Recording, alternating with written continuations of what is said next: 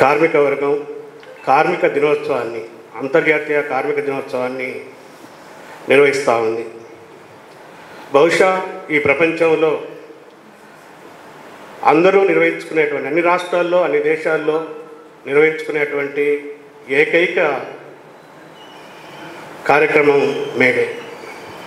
May Day అనగానే చాలామంది ఒక సంవత్సరం జనవరితో ప్రారంభమై డిసెంబర్తో ముగుస్తుంది. జనవరి, ఫిబ్రవరి, మార్చి ఎట్టొస్తుందో ఆ క్యాలెండర్లో మేడే కూడా అలా వస్తుందని చెప్పి భావించే వాళ్ళు కూడా ఈ సమాజంలో ఉన్నారు. మేడే అంటే అదేదో క్యాజువల్గా లేకపోతే రొటీన్గా ఓ సంవత్సరంలో వచ్చేటువంటి ఒక రోజు కాదు. మేడే అంటే ఇది ప్రపంచంలో ఉన్నటువంటి కార్మిక వర్గాన్ని దోపిడీ నుంచి, పీడన నుంచి, అణచివేత నుంచి విముక్తి చేసినటువంటి రోజు మేడే. మేడే అంటే పెట్టుబడిదారి సమాజంలో ఉన్నటువంటి దోపిడీదారుల యొక్క గుండెల్లో పరుగులు పెట్టించేటువంటి రోజు మేడే. మేడే అది కార్మిక వర్గానికి ఒక ఐక్యతకి ఒక సంకేతం. మేడే అనేటువంటిది కార్మిక వర్గానికి మనోధైర్యాన్ని ఇచ్చేటువంటి, గుండె నిబ్బరాన్ని ఇచ్చేటువంటి, ధైర్యాన్ని ఇచ్చేటువంటి, తెగింపిచ్చేటువంటి ఒక పోరాట స్ఫూర్తినిచ్చేటువంటి రోజు మేడే. మేడే గురించి చాలామంది చాలా రకాలు చెప్తా ఉన్నారు. మొన్న 3 నెలల క్రితం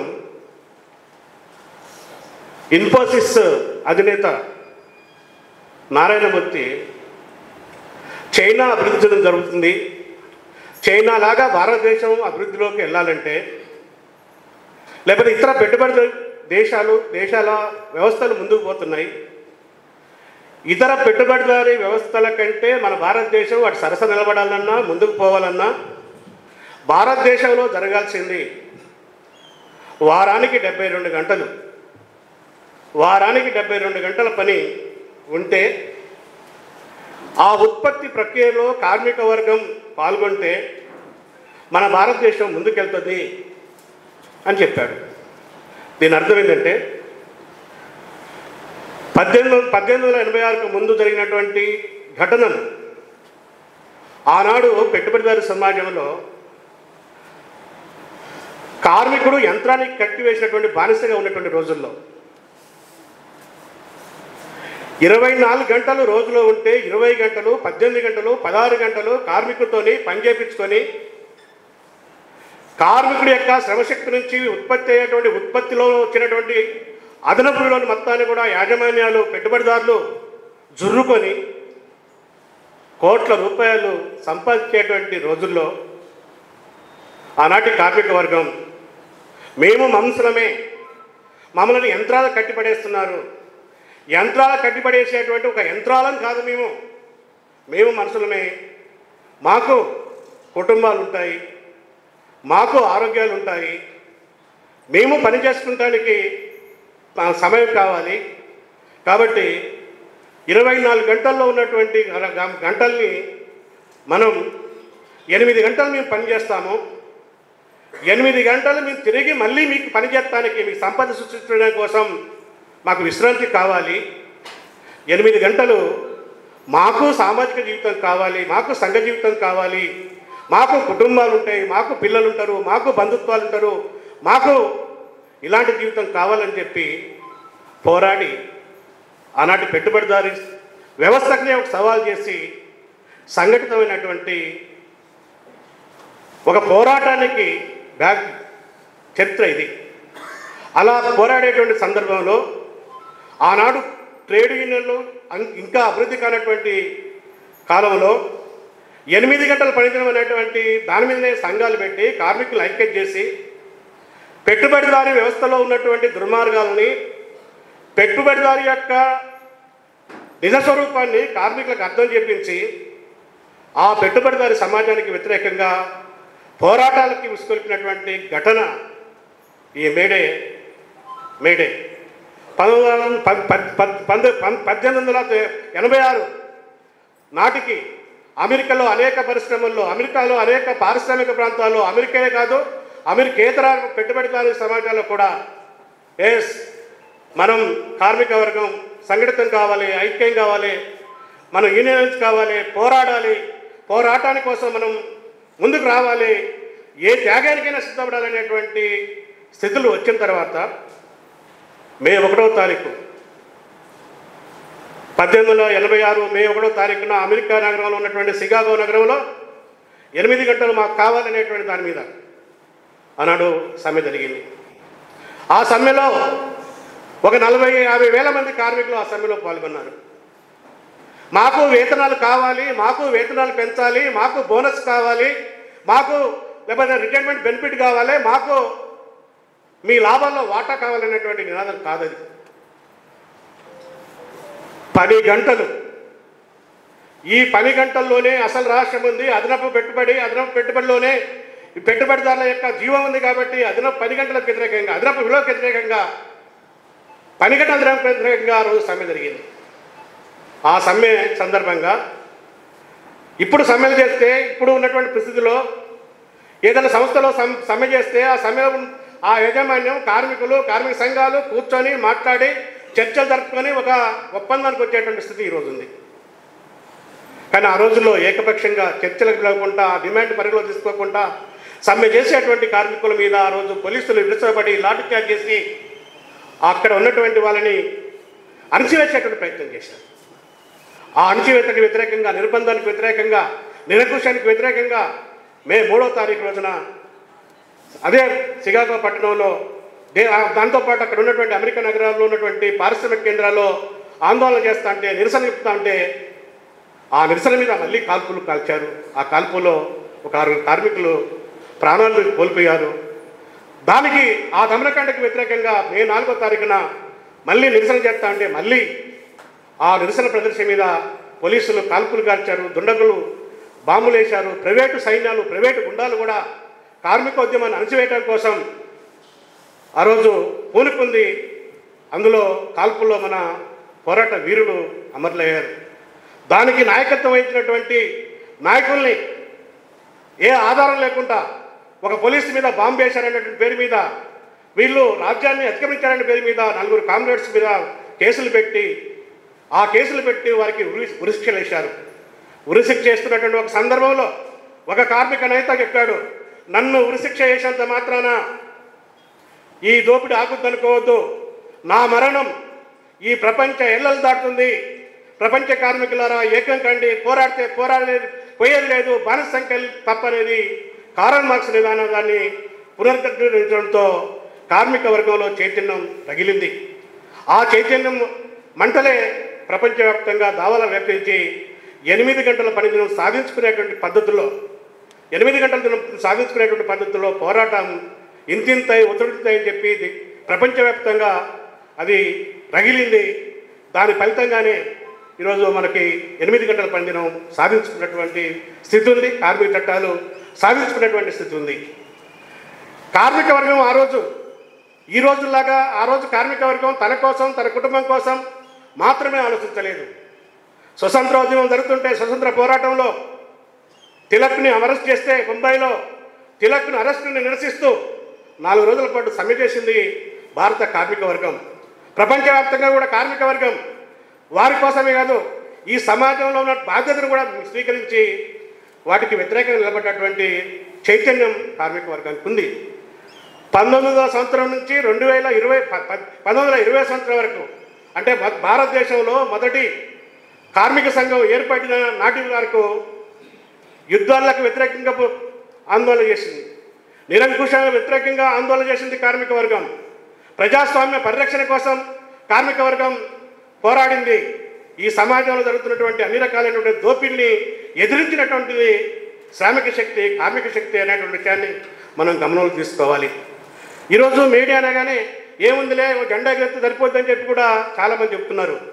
తాటికాయ అంత అక్షరాలు మనం నవ తెలంగాణలో నేను చూశాను.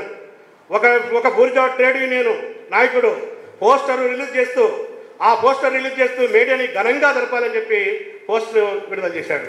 కానీ ఆ నాయకుడు ఏం జెండా ఎగిరేశాడు? ఈరోజు ఆ బూర్జువా ట్రేడ్ యూనియన్ నాయకులు ఈరోజు ఎగిరేసిన జెండా కాంగ్రెస్ వాళ్ళు 3 రంగుల జెండా ఎగిరేస్తున్నారు, టీఆర్ఎస్ వాళ్ళు గులాబీ రంగుల జెండా ఎగిరేస్తున్నారు. మేడే రోజు ఎగరవేయాల్సిన జెండా ఏం జెండా? మేడే దేనికి సంకేతం? మేడే పోరాటానికి సంకేతం. మేడే ఆ రోజు చనిపోయినటువంటి కార్మికుల యొక్క రక్తంలో తడిచినటువంటి ఎర్ర జెండా మన జెండా. దీన్ని ఎగరేయకుండా ఈరోజు పంచరంగుల జెండాలు ఎగరేస్తామన్నారు. ఎందుకు ఈ స్థితి వచ్చింది? ఎందుకు ఈ స్థితి వచ్చిందంటే పాలక వర్గాలు యథా రాజా అంటే తదా ప్రజలాగా ఉంటుంది. పాలక వర్గాలకు తొత్తులుగా ఉండేటువంటి వాళ్ళు ఏ సిద్ధాంతాన్ని అయితే సమాజంలోకి తీసుకెళ్తారో, ఏ భావాన్ని అయితే సమాజంలోకి తీసుకెళ్తారో, ఏ భావం అయితే ప్రజల్ని అది ఆవరిస్తుందో అదే చలమణిగా అవుతూ ఉంటుంది. కానీ ఈరోజు బీజేపీ అధికారంలోకి వచ్చిన తర్వాత, నరేంద్ర మోడీ అధికారంలోకి వచ్చిన తర్వాత పచ్చి కార్మిక వ్యతిరేక విధానాల్ని, పచ్చి శ్రామిక వ్యతిరేక విధానాల్ని అవలంబిస్తూ ఉన్నారు. ప్రతి దానిలోనూ హిందుత్వాన్ని చొప్పించేటువంటి ప్రయత్నాలు చేస్తూ ఉన్నారు. మనం మేడే ఈరోజు సిఐటిగా, కార్మిక సంఘాలుగా, లేకపోతే మనంగా ఈరోజు మేడే రోజు మేడే జరుపుతున్నాం. కానీ 2023లో మేడే సందర్భంగా జాతిని ఉద్దేశించి నరేంద్ర మోడీ మాట్లాడారు. నరేంద్ర మోడీ ఏం మాట్లాడారంటే, ఈ మేడేకి భారతీయులకు ఏమి సంబంధం లేదు, భారతీయులకి స్ఫూర్తినిచ్చేటువంటి అంశాలు ఇక్కడ ఏమీ లేవు, ఇది భారతీయ సమాజానికి పనికిరాదు, ఈ సమాజంలో మొత్తం శ్రామిక వర్గానికి ఆరాధ్య దైవుడు ఎవరంటే విశ్వకర్ముడు అనేటువంటి వాడు ఆయుధాలను సృష్టించి ఆ రోజు దేవతలకు అందించాడు. ఈరోజు వృత్తులు చేసుకునే వాళ్ళకి ఆయుధాలు ఇస్తున్నాడు. కాబట్టి మనం ఆరాధించాల్సినటువంటి వాడు భగవాన్ విశ్వకర్ముడు జయంతి సెప్టెంబర్ 17వ తారీఖున మనం మేడే చేయాలని చెప్పి ఆయన పిలుపునిచ్చారు. బిఎంఎస్ ఉంది, కార్మిక సంఘం. ఎక్కడ బిఎంఎస్ ఈరోజు మేడే జెండా ఎగరేయదు. ఈరోజు మేడే జెండా ఎగరేయకుండా 17వ తారీఖున మేడే జెండా ఎగరేస్తూ ఉంటారు, విశ్వకర్మ జయంతిని చేస్తూ ఉంటారు.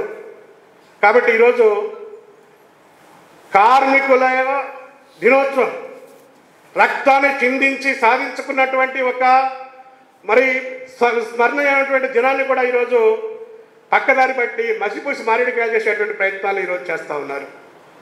మేడే రోజు మనం కార్మిక వర్గానికి నేర్పాల్సింది, కార్మిక వర్గ ఐక్యత గురించి నేర్పాలి, వర్గ ఐక్యత గురించి చెప్పాలి, వర్గ పోరాటాల గురించి చెప్పాలి, దోపిడీకి వ్యతిరేకంగా నిలబడాలని చెప్పాలి, పోరాట స్ఫూర్తిని నేర్పాలి. చాలా చోట్ల మన సంఘాలు కూడా దీన్ని అన్ని పండుగలాగా ఒక పండుగ చేస్తున్నాయి. మేడే రోజు మేడే జెండా ఎగరేస్తూ కొబ్బరికాయలు కొడతా ఉంటారు. మేడే రోజు మేడే జెండా ఎగరేస్తూ ఉంటూ అడ్డబొట్లు నిలుబొట్లు పెడతా ఉంటారు. మేడే రోజు నాయకులకి శాలువలు సన్మానాలు చేసేటువంటి స్థితికి ఈరోజు మేడే జరిగిపోయింది. అంతర్జాతీయ మహిళా దినోత్సవం, అది ఒక పోరాట స్ఫూర్తి ఇచ్చే దినం. కానీ ఈరోజు ఏం జరుగుతుంది? అంతర్జాతీయ మహిళా దినోత్సవం అనేది ఒక ఈవెంట్ జరిగిపోతూ ఉంది, ఫ్యాషన్ షోలుగా మారిపోతున్నటువంటి పరిస్థితి ఉంది. ఈరోజు మేడేను కూడా ఆ స్థితికి దిగజార్చాలనేటువంటి ప్రయత్నాలు చేస్తున్నటువంటి పరిస్థితి.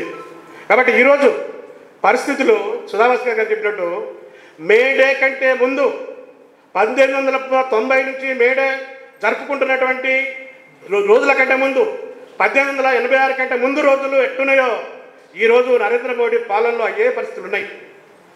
ఈరోజు 12 గంటలు పని దినమని చెప్తున్నారు, 29 కార్మిక చట్టాలని రద్దు చేశారు, 4 లేబర్ కోడ్లు తీసుకొచ్చారు, అనేక సంక్షేమ చట్టాలు తీసేశారు, సెస్ చట్టాలు తీసేశారు, వెల్ఫేర్ చట్టాలు తీసేశారు. తీసేసినటువంటి వెల్ఫేర్ చట్టాల్లో పత్రికా అండ్ జర్నలిస్ట్ యాక్ట్ కూడా రద్దు అయిపోయినటువంటి పరిస్థితి, మీ యాక్ట్ కూడా రద్దు అయిపోయినటువంటి పరిస్థితి ఉంది. కాబట్టి ఈరోజు ఎవరి కోసం జరుగుతుంది? పోరాటాన్ని వక్రీకరించడం దేనికోసం? కార్మిక చట్టాలని తీసివేయడం దేనికోసం?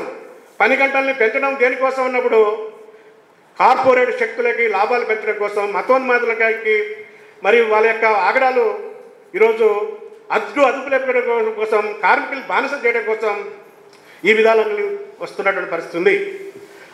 ఇవన్నీ మంచిగా చెడ్డయి, ఇవన్నీ జనానికి అర్థమవుతున్నాయా కావట్లేదా? అవుతున్నాయి. కార్మిక వర్గం రోజు అనుభవిస్తున్నారా? అనుభవిస్తున్నారు. మన జీవితాలకి ఇవన్నీ కూడా ప్రభావం చూపుతున్నాయా? చూపుతున్నాయి. కానీ మనం ఎందుకు దానికి వ్యతిరేకంగా నిలబడలేకపోతున్నాం? ఎందుకు మనం దాన్ని ప్రతిఘటించలేకపోతున్నాం అనేటువంటి దాన్ని మనం ఆలోచించాలి. ఎందుకు మనం వాటిని ప్రతిఘటించలేకపోతున్నామంటే ఈరోజు అందరి మెదడులాగానే మన మెదడులో కూడా, కార్మిక వర్గ మెదడులో కూడా ఈరోజు మతం పేరు మీద, కులం పేరు మీద, ప్రాంతం పేరు మీద, సంస్కృతి పేరు మీద ఈరోజు మన మెదళ్ళు మొద్దుపరిచి కార్మిక వర్గము ఐక్యత అయ్యేటువంటి అంశాల కంటే కార్మిక వర్గం విచ్ఛిన్నమే పద్ధతుల్లో ఈరోజు మతోన్మాదాన్ని జొప్పించడం, ఈ సున్నితమైన అంశాన్ని రెచ్చగొట్టి పబ్బం కట్టుకునేటువంటి పరిస్థితిలో ఈరోజు పాలకవర్గాలు అనుసరిస్తున్నాయి. కాబట్టి మనం ఈ విధానానికి ఎవరైతే అధికారంలో ఉన్నారో అధికారంలో ఉన్నటువంటి పాలకవర్గాల విధానానికి, రాజకీయాలకి, ఆ సమస్యతో బాధపడుతున్నటువంటి ప్రజానికానికి ఉన్నటువంటి సంబంధాన్ని, లింకుని, ఒకదానికి ఉన్నటువంటి అభిప్రాయ సంబంధాన్ని అర్థం చేపించేటువంటి పద్ధతుల్లో మన అప్రోచ్ ఉండాలి. ప్రసాదానికి ప్రసాదమే, తీర్థానికి తీర్థమే. ఎన్నికలప్పుడు మనం బీజేపీకి ఓట్లేద్దాం, ఎన్నికలప్పుడు బూర్జవాళ్ళకి ఓట్లేద్దాం, ఏదైనా ధరలు పెరిగినప్పుడు బాధపడదాం, లేకపోతే మనకి జీతాలు పెరిగినప్పుడు బాధపడదాం. కాబట్టి అదే ఇదంటే ఎప్పుడు మన బతుకులు మారు, ఎప్పుడు మన సమాజం మారదు. కాబట్టి ప్రభుత్వ యొక్క విధానాలని ఎఫెక్టివ్గా ప్రజలకి తీసుకెళ్ళడానికి మనం పనిచేయాలి. ప్రజా సంఘాలు, పార్టీ పనిచేయాలి. ఈరోజు మీరు పనిచేస్తున్నారు. ఈ సమాజంలో మతోన్మాదానికి వ్యతిరేకంగా కానీ, ప్రైవేటీకరణకు వ్యతిరేకంగా కానీ, కార్పొరేట్ శక్తులకు వ్యతిరేకంగా కానీ, పాలకవర్గాల యొక్క విధానాన్ని కానీ నవతెలంగాణ ఈరోజు ఛాలెంజ్ చేసి ఈ సమాజంలో మీ పాత్ర మీరు పోషిస్తూ ఉన్నారు. ఏ పత్రిక కూడా ఈరోజు ఆ పద్ధతులు లేదు. కానీ దీన్ని ఇంకా పెంచాల్సినటువంటి అవసరం ఉంది. ఈ మేడే సందర్భంగా కార్మిక వర్గానికి, లేకపోతే ఉద్యోగ వర్గానికి, శ్రమజీవులకి పిలుపు ఏంటంటే సిఐటిగా ఈ మేడే కార్మిక వ్యతిరేక, ప్రజా వ్యతిరేక, ఉద్యోగ వ్యతిరేక విధానాలు అనుసరించేటువంటి కార్పొరేట్ సంస్థలకి అనుకూలంగా ఉండేటువంటి మతోన్మాద శక్తులకు చెక్ పెట్టడమే ఈ మేడే యొక్క అర్థం, పరమార్థం. కరెక్ట్ టైంలో వచ్చింది. మేడే జరుగుతున్నప్పుడే ఈరోజు 18వ లోక్సభ ఎన్నికలు మన ముందున్నాయి. ఈ 18వ లోక్సభ ఎన్నికలు, ఈ ఎన్నికల్లో బీజేపీని ఓడిస్తే మేడేలో మన కోసం ప్రాణత్యాగం చేసినటువంటి అమరులకి నిజమైనటువంటి జోహార్ అనిపించినటువంటి వారి లక్ష్యాలని సాధించినట్టయింది. కాబట్టి ఈరోజు బీజేపీని ఓడించడం కోసం మనమందరం కూడా కంకణం బదులు కావాలి. బీజేపీ ఓడాలి. బీజేపీ ఓడించేటువంటి వాళ్ళకి మనం మద్దతు ఇవ్వాలి. సిపిఎం బలపడాలి. వామపక్షాల ఐక్యత పెరగాలి. దీనికోసం మన పని, దీనికోసం మన కార్యాచరణ, దీనికోసం మన ఆలోచన అలా ఉండాలి. అలా మనం పనిచేయాలని చెప్పి మనందరం దీక్ష పూనుకోవడమే ఈరోజు ఆ మేడేకి దానికి అసలైనటువంటి అర్థం. మేడే అంటే పోరాటం, మేడే అంటే ఐక్యత, మేడే అంటే స్ఫూర్తిదాయకం.